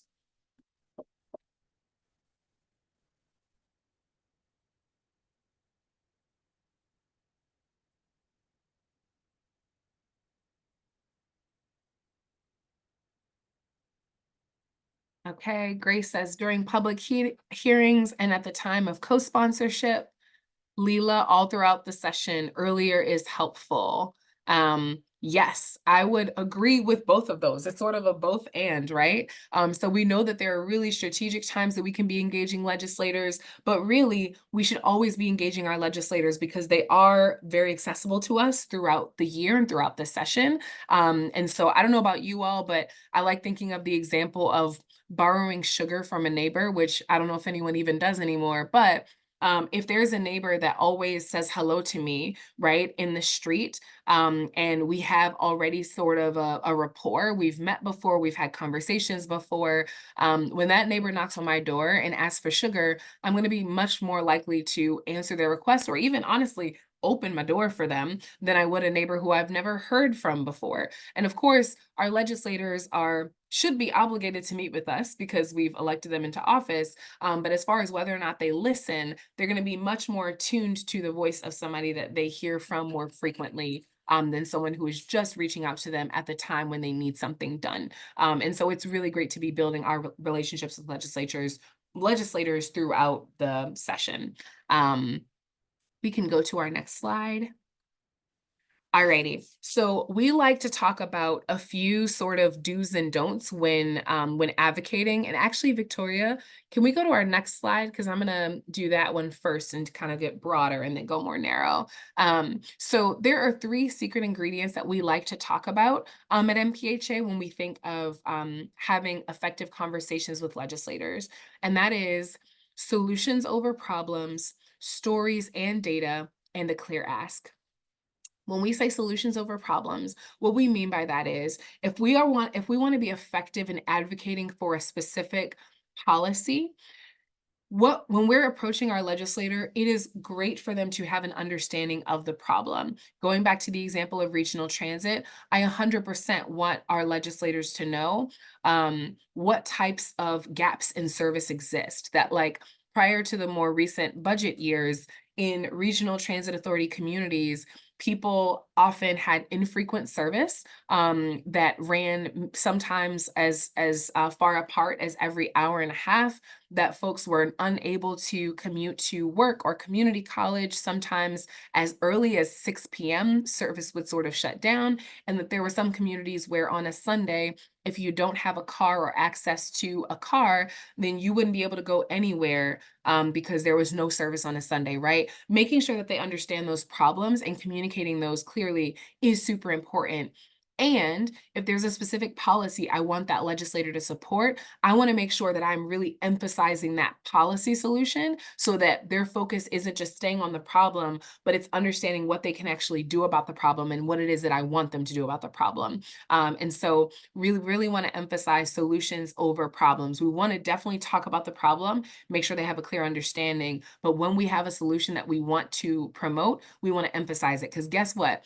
There are a lot of problems that people have many different solutions to, and you have to communicate why you want them to prioritize the one that you are most excited about over others that might be out there. So we want to talk about solutions over problems. We want to make sure we bring both stories and data. As public health people, we can really love data, and data is really great and it can be super compelling. And stories are oftentimes stickier than data, and what legislators might even use when they're communicating with other people about the issue, because it rings sometimes a little bit truer, it gets to the heart. So we want to think about not just the head, but also the heart. And so really bring stories, whether it be stories from your own lived experience, or the stories of experiences that you've had in your role or that people that you've served have had. You want to definitely make sure to bring those stories to the table. And then finally, you want to make sure you're making a clear ask, whether that ask is as simple as like, hey, legislator so-and-so, can you please come to my community event? You know what I mean? And learn more about this issue. Or, hey, legislator, can you please co-sponsor this bill or this budget amendment? You want to have a clear ask. So when that legislator exits or that staff person exits the interaction with you, they have an understanding of what it is that you want and how it is that they can support, and just how important it is. So those are often the secret ingredients that we like to talk about and really emphasize. And then Victoria, we can actually go back one slide. A couple of things that we like to really emphasize doing and not doing in conversations with legislators is one, please do remember that legislators are just people. You all have seen this through the sleuthing that you did on your legislators earlier. You know that these are people from your town, but these are people who, were teachers or that worked for organizations similar to yours before they were in office. And so there's no need to be intimidated. They're just people. Do mention that you're a constituent, because they're going to be more likely to want to listen to the voice of a constituent than they will somebody like me who may not live or work in their community.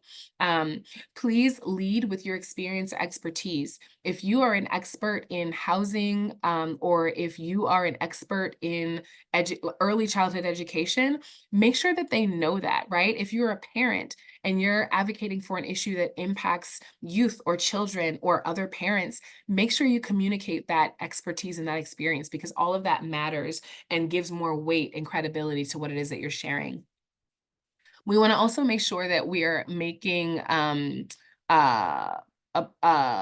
we're being concise in our communication. We often don't have a lot of time with a legislator, which means that and they can sometimes get off track and we want to make sure that we're making the best use of our time, right? And so please be concise and to the point.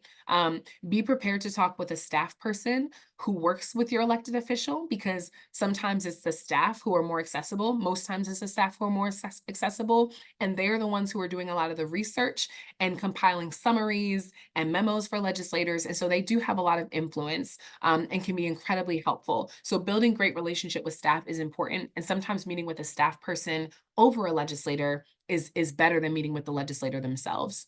And you also want to be sure to thank them and follow up. If there is a question that they asked and you didn't know the answer to, but then you know it later, or you know someone who might be able to give them the answer, make sure to follow up with that information and to thank them for their time.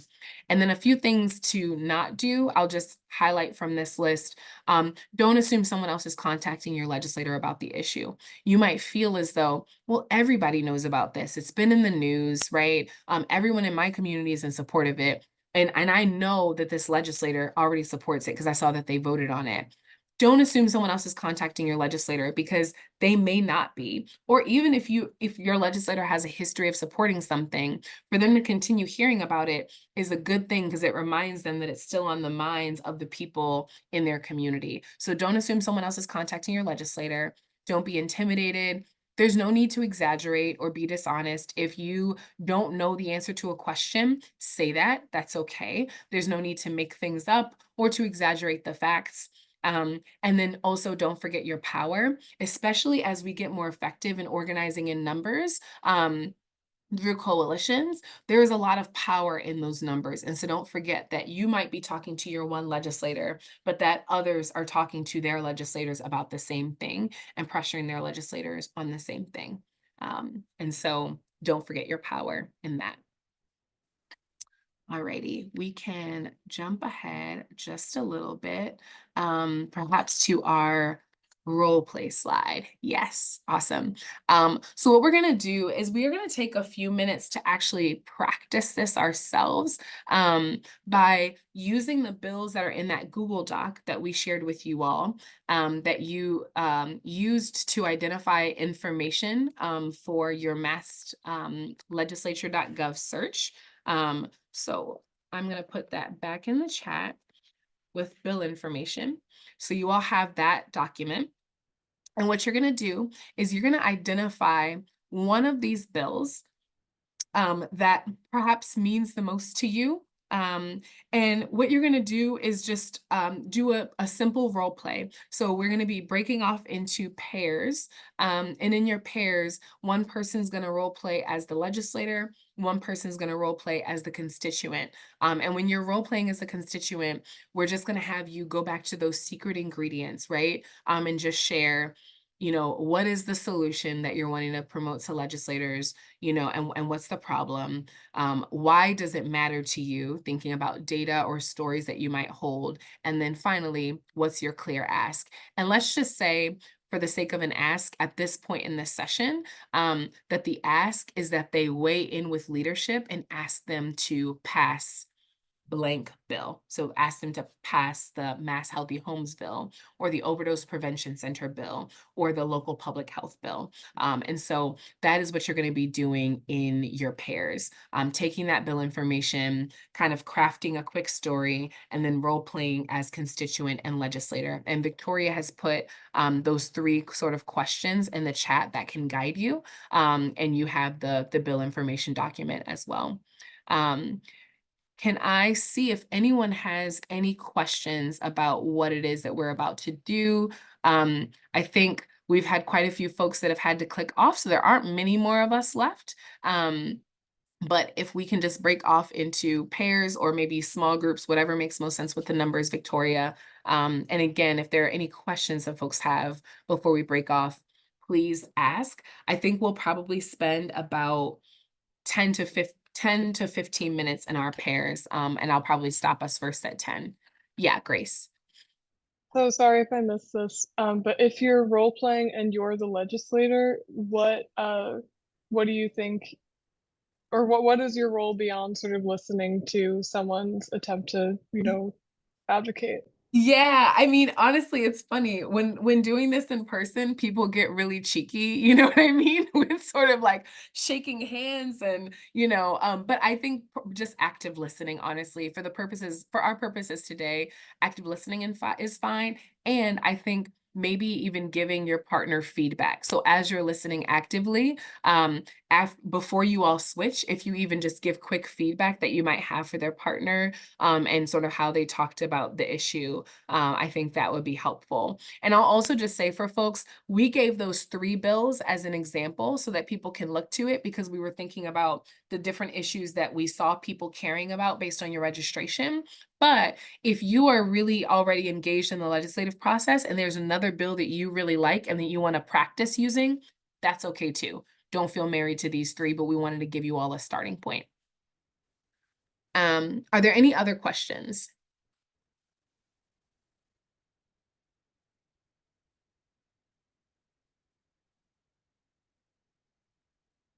Just wanted to do a quick check-in with people if you have any reflections from your time doing your role play. I know it wasn't a lot of time, and also know that we're doing a role play in a way that's imperfect. This is a short workshop and we're all online.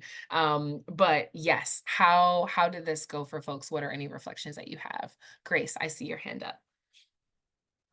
Sorry if you can hear the rain in the background. It's starting to pour over in Worcester. Yeah, I at first when I started this activity, I kind of wasn't sure what I would say. And granted, I have more background information on the Healthy Homes program because MACDC wrote that bill. But that being said, I think as I was talking, I found myself sort of gaining confidence and sort of gaining the realizing more and more how personal this issue does feel to me in so many ways that I didn't necessarily think about before. So I think for me, at least, it's really helpful to have conversations and be able to, talk to someone in live time, not just write an email or something, because a lot more can come up then. And I think I can get just more into it as I'm going. Thanks for sharing that, Grace. Yeah, I think that it's a really good point. I think especially when we're writing emails, emails can feel very, what's the word I'm looking for? I don't want to say academic isn't the right word. Maybe impersonal is it, right? Like I think in email we can kind of lean towards kind of like the typical talking points, and it's great to have talking points, but you're right that in conversation we sometimes might pull some of those personal anecdotes that otherwise we might miss out on, or we might not be prompted to think about, and kind of being face to face with the person can kind of inspire us connecting a little bit more on that human to human level. Is there one other person who wants to share about your experience or any reflections that you have after that role play activity?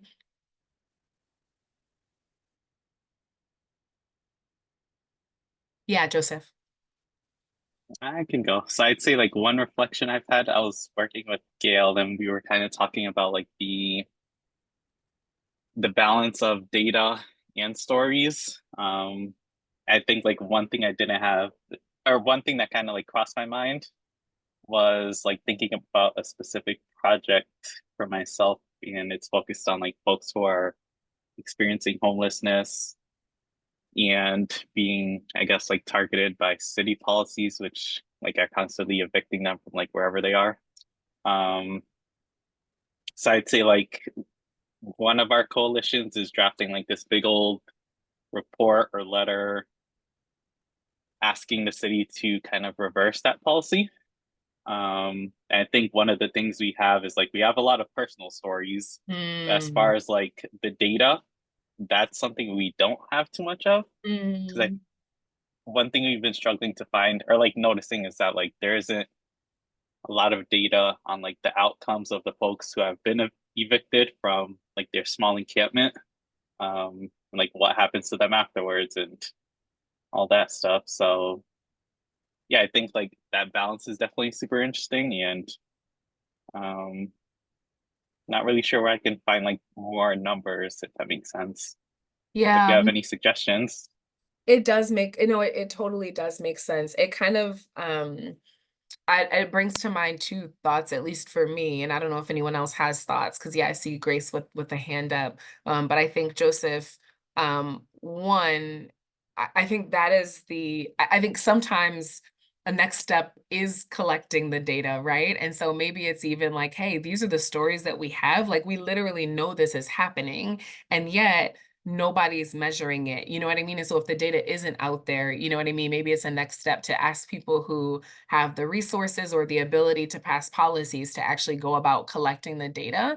And I think sometimes it's a matter of using like data that's adjacent. So it kind of, it's like, okay, well, we don't exactly know, for this particular city or town, like how many people, are impacted by XYZ. But what we do know is like, these are the numbers these are the numbers statewide. Or we do know is that like, these are the numbers statewide, and that like these people who are impacted by this issue statewide are also more at risk of like XYZ health outcome. And so just sort of thinking about, like other pieces of data or other populations that might be sort of like adjacent or similar that you could sort of compare it to.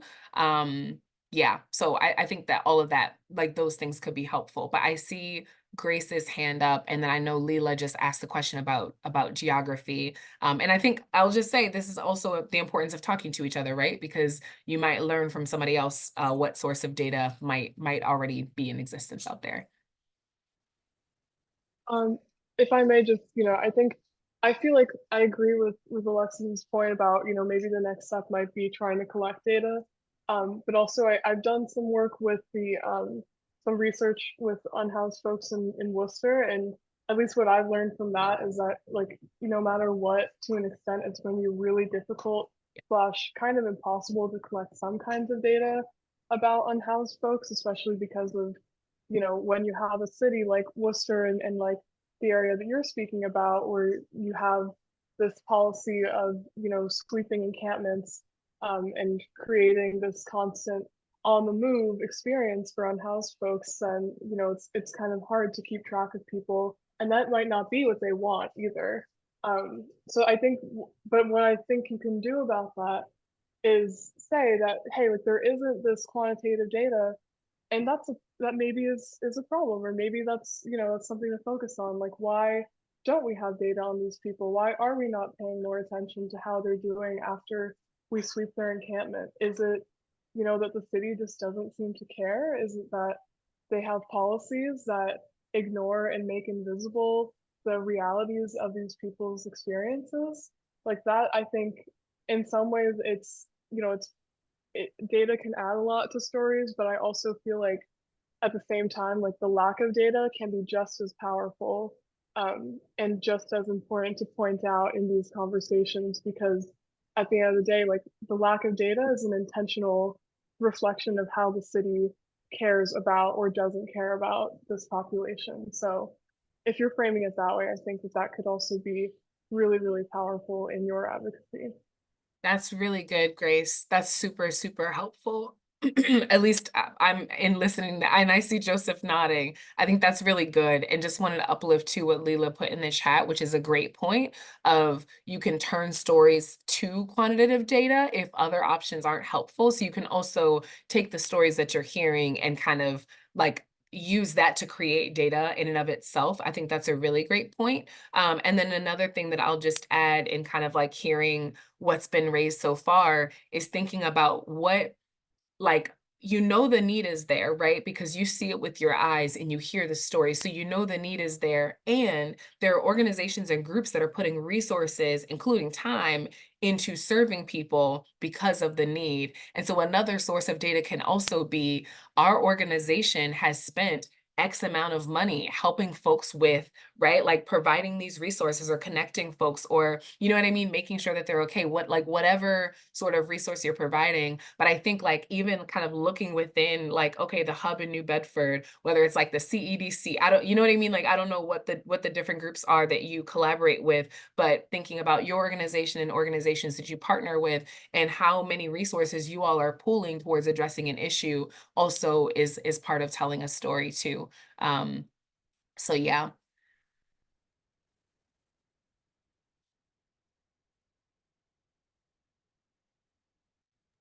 All right. Super helpful. Thank you. Thanks for raising that question, Joseph. It's a really good one. Okay, so we've done some role playing. I just kind of want us to, as we start coming towards a close, want to remind us of a couple of things. And we can skip past this slide. And yeah, we can stay on this. So we've talked a bit about bringing the right information to the right person, right? At the right time. And then we want to talk a little bit more about the right sort of method or technique. So we've talked already about some maybe helpful guidance to keep in mind as we're talking with legislators, but outside of just a face-to-face conversation with the legislator or talking to somebody over the phone, there are other ways that we know that we can address legislators. And sometimes, some tactics are more helpful for exerting more pressure at critical points in time during the legislative session. So in addition to meetings and calls and emails, we know that we can also do things like write petitions. We can get things in resources like Commonwealth Beacon or the Boston Globe, or others that we know that legislators pay attention to, and get the stories out in that way, or call people out or name people in that way in a very public forum. That can be a way of exerting public pressure. We can utilize social media. We can host events in our region where we educate legislators on the different policies that we would like for them to support. So legislative breakfasts are something that an organization might go about doing. We talked earlier about hearings as a place where people can share what it is that they think about a piece of policy and the action they want legislators or the committee that's hearing it to take. And we can also host other special events like rallies. I think it was last week, some of our partners in the housing space, as well as labor groups like SEIU, came together for a State House Day. And I think they had I don't know if it was quite 1,000, but in the high hundreds numbers of people go to the State House to rally and to advocate. And so we know that that is another way as well that we can try to get the attention of legislators. So there are many different ways and or techniques or tactics that we can go about using to engage our legislators. The next thing that we also think about, in addition to the right place, right time, right people, right technique, is we want to think about the messenger. And so if we go into our next slide, this is just a quick note on thinking about who actually holds influence. And we know that our legislators are people, and people have their own biases and preference. And so if I know I'm trying to get a transportation related bill passed, and I know that the House chair of the Transportation Committee is someone who cares and has deep relationships with the Chamber of Commerce and his region, and he cares a lot about that. Or perhaps it's somebody who is really engaged and has deep relationships within healthcare, then I want to make sure that I incorporate some messengers that can speak from that perspective, that might maybe have a little bit more influence over my legislator. So those are all things that I'm going to be considering when I'm thinking about how to message and how to pressure a decision maker to get what it is that that I want. The good news is, and we can go to the next slide. The good news is we've shared a lot of information, and what I don't want anybody to walk away from this with is like, well, dang, Alexis, I already have a full-time job. It does not include the word lobbyist in it. Like, I do not have time to like be thinking about all the strategy and, contacting all the groups. So like, what the heck can I do? We share all this because we want everybody to have an understanding of how the process works, because the more that we know, the more we're able to take action, and we're inspired and motivated to take action. And at the same time, sometimes all we can do is plug into a campaign, and that's a very good thing to do. And the good news is there are already tons of groups out there that might be leading on something that you care about. And so they're already doing the work of analyzing policy and identifying policy, building coalitions. And so what you then need to do is identify, well, what are the things that I care about? And what is a coalition or an organization that's working on that thing, so that I can get on their listserv and I can learn when I should be taking action on the budget and what amendment I should be pushing. And I can get tools that help me structure a conversation with my legislator. And I know when and where to go for a rally in my community or at the State House. And so there are other organizations out there that do this work. I've listed a couple on this slide.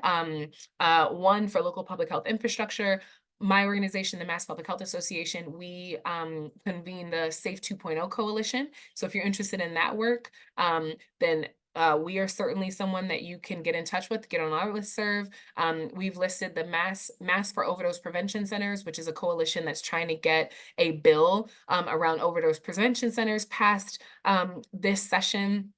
And also have listed the Homes for All Mass Coalition, which is a coalition that's anchored by grassroots housing justice groups across the state. And two of their priorities this session has been rent control and foreclosure prevention. So these are just a few examples of the types of groups that you can plug into, who do a lot of this work on the back end, so that you can plug in with the capacity that you have to make an impact. And so these are listed on the slides, which you all will have afterwards. And I'm also just going to put in the chat a link to the Mass Public Health Association's newsletter. These are all three coalitions and issues that we support and are on our priority list. And if you sign up for our newsletter, you will get information on these issues and more. And then I can see that Grace is also plugging MACDC in the chat, which is super helpful. So please, plug into groups like MACDC, like MPHA, like Homes for All, because they're out there doing the work, and you all can plug in and help increase your impact. I'm going to go to the next slide. Okay. So we have a note on lobbying. I don't know if this is anything anyone here is concerned about or has confusion about. I want to save time and make sure that there's time for questions. What I will say about lobbying, for anyone who is fearful of lobbying, I think lobbying can feel like a really bad word.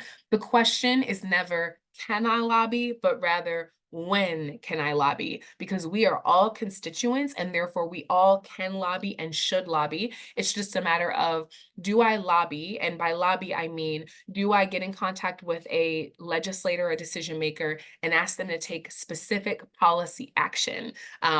Or do I reach out to a group of people and ask them to take up a specific policy action? That's the question, right? And so the question isn't can you, but more so when should you do it? Is it appropriate for you to do it during your work hours, or is it something that you should do just in your personal time? I would say the first and most important thing to always do is check in with your organization, because even if legally you can, your organization might have their own rules around it. The great news is, and this is why I love partnerships, is that Leela's organization, the Public Health Institute of Western Mass, recently partnered with some folks to get a wonderful resource out on lobbying. And so I put that link, it's a video, it's a short video in the chat. It is super helpful in answering these questions. And actually, Andrea Freeman, who's their policy director, used to be my colleague at MPHA, and she used to do capacity building trainings like this. And so a lot of the things that I would say about lobbying are the same things that Andrea would say about lobbying. And so that link to that video is in the chat, and I highly recommend that people check it out if you have more questions about when to lobby and there's any confusion around that. So highly recommend you all check out that resource. But I would rather use the remaining time we have here together for any questions that people might have. And then I also know there's an evaluation that HRIA wants to share. But maybe we have time for 1 or 2 questions before we share the eval. Yeah. And I think we could probably stop sharing screen, Victoria. Right. Well, if there aren't any questions that folks have, I will pass it back to the HRA team to close us out and share out the link to the evaluation. Thanks so much, Alexis. That was so amazing, so informative. Kudos to you. That was great. I learned a lot.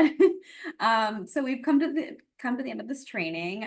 Thank you all who stuck around till the end. And we hope that you did come away with more confidence in navigating state level policies, because I know I did. We're going to take a few minutes to fill out the training evaluation form. Please don't go yet. Please fill it out first and then go. This is really helpful for us. It helps us see what you liked, what you didn't like, what we can improve on, and makes this experience better for everyone. So I'm just going to paste this link in the chat. Oh, Victoria's beautiful. Thank you, Victoria. And we're just gonna, you can just go off camera and fill it out, but we just appreciate if you filled it out. And in the meantime, we can wait for more questions if anyone has anything or has anything to say.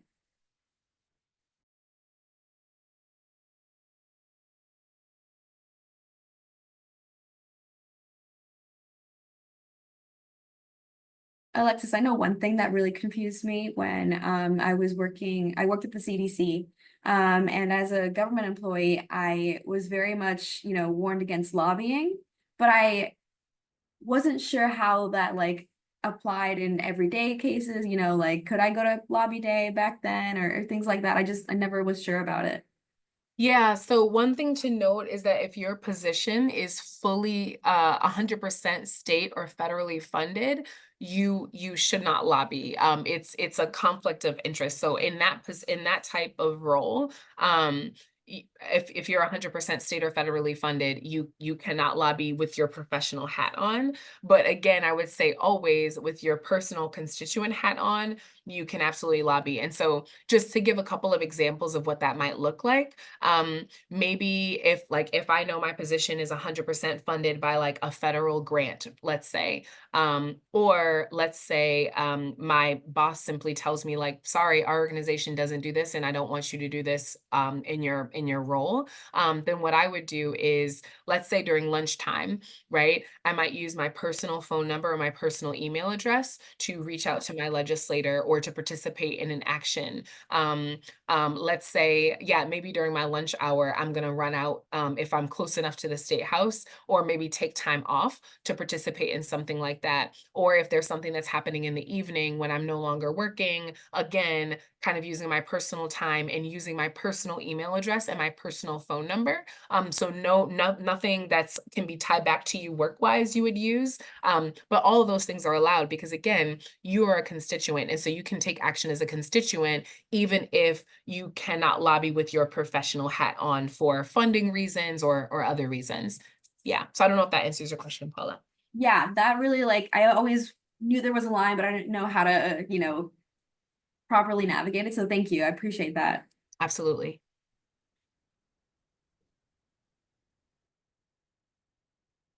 And Victoria just posted in the chat here that we do have two trainings coming up in June, dynamic facilitation and coalition buy-in. So check out the registration links for that. It'll give you a bit of a blurb about what we're going to talk about during those trainings. And especially for the buy-in one, that'll be in person. So it might be nice to see other people. Check those out.